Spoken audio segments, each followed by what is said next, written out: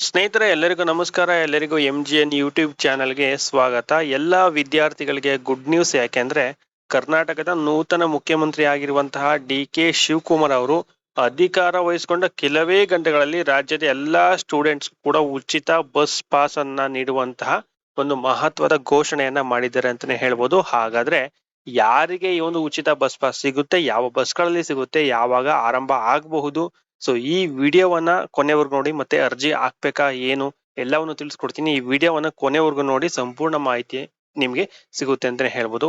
Okay ಸ್ನೇಹಿತರೆ, ಮೊದಲನೇದಾಗಿ ಮುಖ್ಯಮಂತ್ರಿ ಆಗಿರುವಂತಹ DK ಶಿವಕುಮಾರ್ ಅವರು ತಮ್ಮ ಮೊದಲನೇ ಸಚಿವ ಸಂಪುಟ ಸಭೆಯಲ್ಲಿ ರಾಜ್ಯದ ವಿದ್ಯಾರ್ಥಿಗಳಿಗೆ, ಸ್ಟೂಡೆಂಟ್ಸ್ ಗಳಿಗೆ ಒಂದು ದೊಡ್ಡ ಒಂದು ಗಿಫ್ಟ್ ಕೊಟ್ಟಿದ್ದಾರೆ ಅಂತಾನೆ ಹೇಳ್ಬೋದು. ಸೊ ಅದರಂತೆ SSLC ಆಗಿರ್ಬೋದು, PUC ಆಗಿರ್ಬೋದು, ಡಿಗ್ರಿ ಆಗಿರ್ಬೋದು, ಮತ್ತೆ PG ಅಂದ್ರೆ ಪೋಸ್ಟ್ ಗ್ರಾಜುಯೇಷನ್ ಆಗಿರ್ಬೋದು, ಸೊ ಎಲ್ಲಾ ಶಾಲಾ ಕಾಲೇಜು ವಿದ್ಯಾರ್ಥಿಗಳಿಗೆ ಉಚಿತ ಬಸ್ ಪಾಸ್ ಅನ್ನ ನೀಡುವಂತಹ ನಿರ್ಧಾರವನ್ನ ಕೈಗೊಂಡಿದ್ದಾರೆ. ಸೊ ಈ ಒಂದು ನಿರ್ಧಾರದ ಹಿಂದೆ ಇರುವಂತ ಕಾರಣ ಏನು ಅಂತ ನೋಡೋದಾದ್ರೆ, ಇಲ್ಲಿ ಮುಖ್ಯಮಂತ್ರಿ ಆಗಿರುವಂತಹ DK ಶಿವಕುಮಾರ್ ಅವರು ಹೇಳುವಂತ ಪ್ರಕಾರ, ಸೊ ಇಲ್ಲಿಯವರೆಗೆ ಉಚಿತ ಬಸ್ ಪ್ರಯಾಣದ ಸೌಲಭ್ಯ ಮುಖ್ಯವಾಗಿ ವಿದ್ಯಾರ್ಥಿನಿಯರು ಅಂದ್ರೆ ಲೇಡೀಸ್ ಮತ್ತೆ ಮಹಿಳೆಯರೇ ಅಂದ್ರೆ ಗರ್ಲ್ಸ್ ಸ್ಟೂಡೆಂಟ್ಸ್ ಮತ್ತೆ ಲೇಡೀಸ್ಗೆ ಮಾತ್ರ ಇತ್ತು.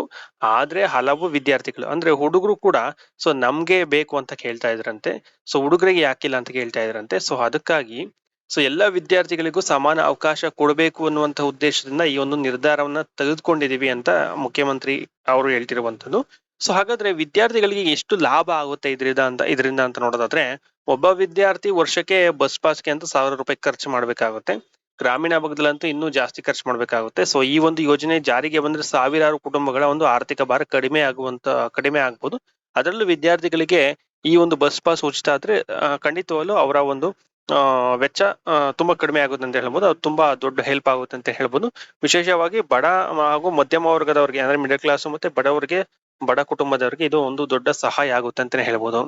ಸೊ ಹಾಗಾದ್ರೆ ಇನ್ನು ಮೇನ್ ಆಗಿ ನೋಡುವಂತದ್ದು, ಈಗಲೇ ಏನಾದ್ರೂ ಉಚಿತ ಪ್ರಯಾಣ ಆರಂಭವಾಗಿದೆಯಾ ಅನ್ನುವಂಥದ್ದು ಖಂಡಿತವಾಗ್ಲೂ ಇಲ್ಲ.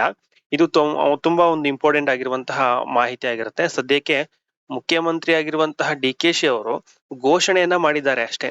ಆದ್ರೆ ಸಾರಿಗೆ ಇಲಾಖೆ ಆಗ್ಲಿ ಅಥವಾ KSRTC, BMTC ಇವ್ರ ಕಡೆಯಿಂದ ಇನ್ನೂ ಅಧಿಕೃತ ಅಧಿಸೂಚನೆ ಪ್ರಕಟವಾಗಿಲ್ಲ. ಇಲ್ಲಿ ಘೋಷಣೆ ಮಾಡಿದ್ದಾರೆ, ಅಧಿಕೃತವಾಗಿ ಕೂಡ ಇಲ್ಲಿ ಘೋಷಣೆ ಆಗುತ್ತೆ, ಅಲ್ಲಿವರೆಗೂ ವೇಟ್ ಮಾಡಬೇಕಾಗುತ್ತೆ. ಸೊ ಹೀಗಾಗಿ ಸ್ಟೂಡೆಂಟ್ಸ್ ಗಳು ಈಗಲೇ ಉಚಿತ ಪ್ರಯಾಣ ಮಾಡಬಹುದು ಅಂತ ನೀವು ಅನ್ಕೊಳ್ಬಾರ್ದು.